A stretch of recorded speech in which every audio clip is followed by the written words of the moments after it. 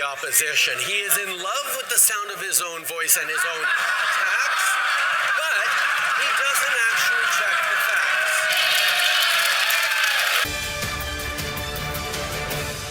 On the farmers that produce the food and the truckers that bring it to the grocery store, how much will that tax increase add to the monthly cost of groceries for the average Canadian family? How much? Right Honourable Prime Minister. What Canadians know clearly is the inaction by a decade of a Conservative government and the continued resistance of Conservatives to take action on fighting climate change is costing them incredible amounts. How many homes have been lost in Nova Scotia? How many people affected and evacuated across Alberta? How many people in the Northwest Territories affected now? In New Brunswick, people in Central Canada worried about forest fires coming there in the coming weeks and months. The reality is extreme weather events are getting more and more expensive for Canadians, which is why we need to continue to lead on climate change while supporting Canadians. The Honourable Leader of the Opposition. Mr. Speaker, all of those things have happened with his carbon tax in place. His carbon tax has done nothing to reduce emissions, let alone to stop storms and other weather events. So that is nothing more than another act from this Prime Minister. Let's get back to the question. My question was very specific. We know now that a British Columbia family has to spend $1,200 a month on groceries just to feed their kids. He wants to raise the tax up to 61 cents a litre on the farmers and truckers who bring us our food. How much will that add to the grocery bill of an average family? How much? The Right Honourable Prime Minister. Here's the problem with the Leader of the Opposition. He is in love with the sound of his own voice and his own attacks, but he doesn't actually check the facts.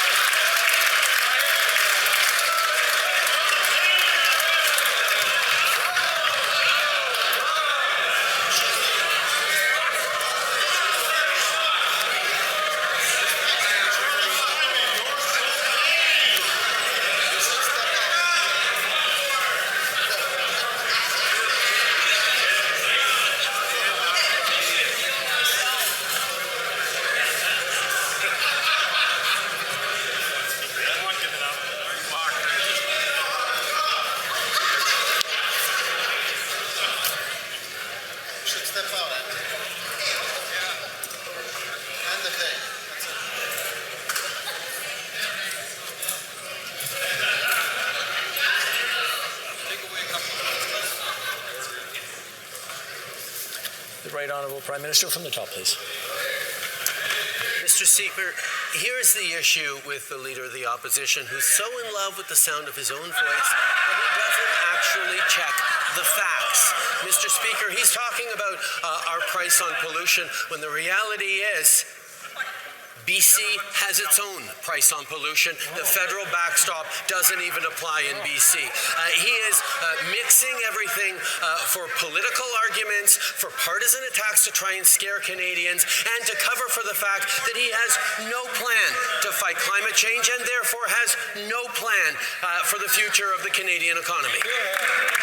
So the high school drama teacher over here accuses others of liking the sounds of their own voices. This from a guy who, if he were made of chocolate, he would eat himself. But we don't want him to do that until after he answers my question, which I keep asking.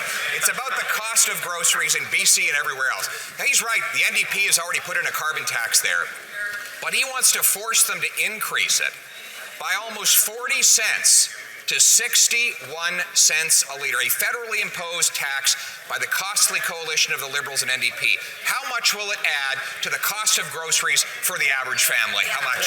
Honourable Prime Minister.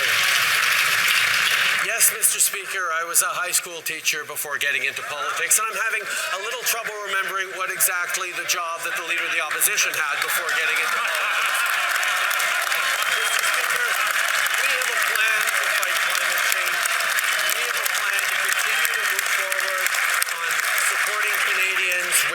Grocery rebate with a growing economy with great middle class jobs.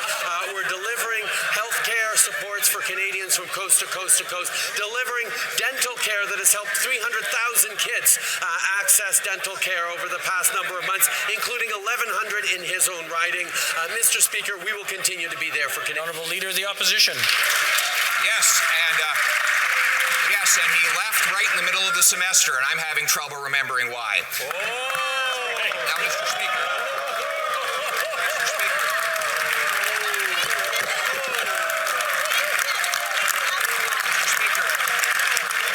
But he certainly wasn't a math teacher. He certainly was not a math teacher. His own finance minister says the deficits pour fuel on the inflationary fire, right before she introduced $60 billion more deficit spending measures. How much will that add to the inflation rate Canadians have to pay? How much? Hear, hear. The Right Honourable Prime Minister. Mr. Speaker, while the Leader of the Opposition continues to talk down the Canadian economy, we have the lowest deficit in the G7. We have the best debt-to-GDP ratio of the G7. And the fact is, Mr. Speaker, the Canadians can expect that there be arguments back and forth about fiscal responsibility. But if they check the international bond rating agencies, the people who are designed and whose jobs it is to evaluate the fiscal responsibility of a given government, they continue to give us a AAA rating for fiscal responsibility. Canadians know we are on the right track. The Honourable Leader of the Opposition. Mr.